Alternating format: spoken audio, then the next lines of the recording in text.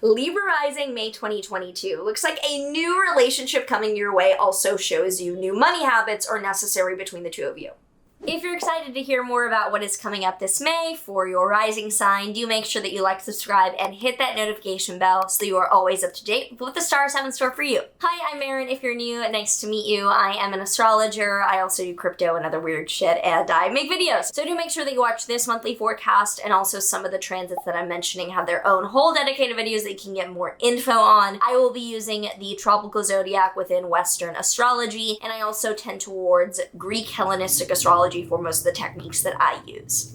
So starting out on the 1st, Venus will conjoin Jupiter in your Pisces 6th house. Venus and Jupiter together are the two most abundant positive planets, with Venus being small, more day-to-day pleasures, and Jupiter being experiences, wisdom, growth that you're having, both in the sign that they do best in together in your 6th house of health, coworkers, and even pets. So it looks like you're starting out the month, honestly, it's kind of a funny one to start out with, but like really good things happening in your coworkers in your life, or with pets, or your physical health is really improving, likely due to a chronic thing that you're dealing with or have implemented. So this is probably not an acute issue or acute practice, but could be that your yoga practice is paying off, or treatment for something is leading to remission, or the illness ending. Then on the 2nd is when things really get cute, when Venus enters your Aries 7th house. So Venus being harmony, beauty, pleasure, love, it's entering your 7th house of committed relationships. So there's a little bit of like an inching towards some cute shit happening with a committed partner, likely is romantic, even though it could obviously be a more mundane business-related partnership. So from the 4th to the 5th, we then have the Sun conjunct Uranus in your 8th house. Sun-Uranus is sudden realizations or sudden knowledge, and in your 8th house of investments could be that the knowledge of something sudden comes your way, that you're like, oh, okay, I get this money, or I need to do this with my finances. Amazing, pivoting, this was sudden and it was destabilizing, but like good to know that. On the 10th is when things get really interesting, because the first thing that happens is Mercury stations retrograde in your 9th house. So Mercury retrogrades are times for rethinking, not being too committed, not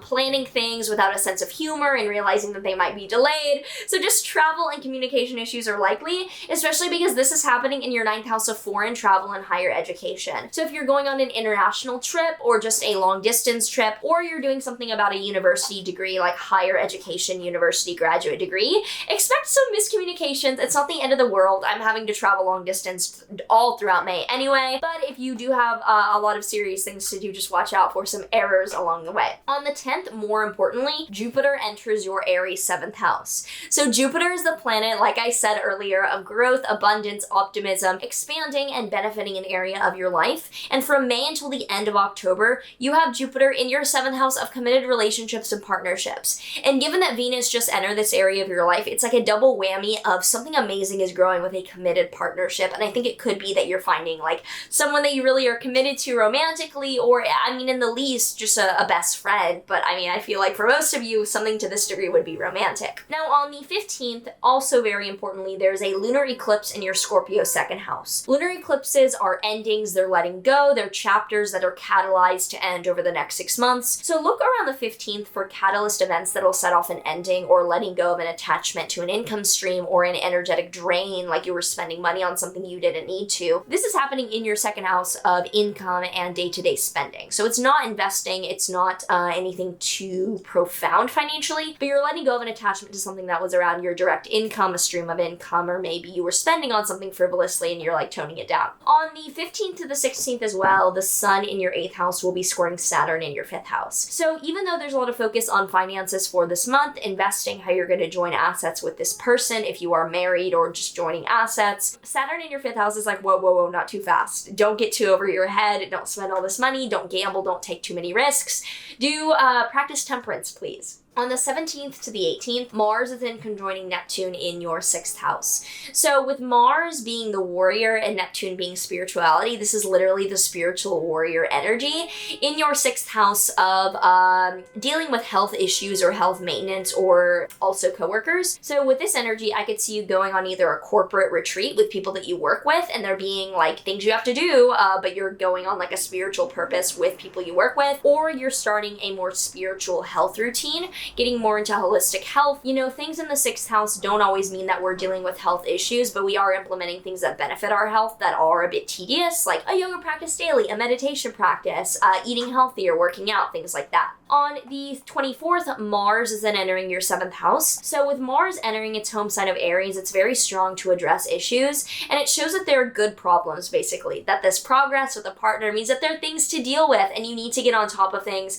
It's not the end of the world, but likely you're having to address things that need to be done together that are a bit tedious. Then on the 26th to 27th, Venus in your 7th house is squaring Pluto in your 4th house. So the cute shit that is happening with you in this relationship is being pressured or having some friction come from your home or family life. So I don't know if your family doesn't approve of this person or they're just giving you a hard time, but it is likely that you're like, whoa, my family is really trying to change what's happening here and I'm a bit uncomfortable. On the 28th, Venus is entering your Taurus 8th house. So this is really exciting because Venus entering your 8th house is in its home sign, so that's a lot of cute shit, and is reinforcing the financial gifts coming to you. So end of the month, you could be having some improvements financially, especially as we head into May and Taurus season begins. Then on the 29th to the 30th, Mars is conjoining Jupiter in your Aries 7th house. So Mars-Jupiter is the growth of having to take action, the growth of conflict, the growth of having to put in effort. So it's in your 7th house of committed relationships, but I'm not really surprised. Like, if you're having to do so much for this relationship right now and it's growing, there's going to be problems, or at least just conflict that's good conflict you're running into and you're going to have to address. We end the month on the 30th with a new moon in your Gemini 9th house. New moons are new beginnings. They are planting seeds or starting off on a new chapter on a more local, short-term level for the month ahead.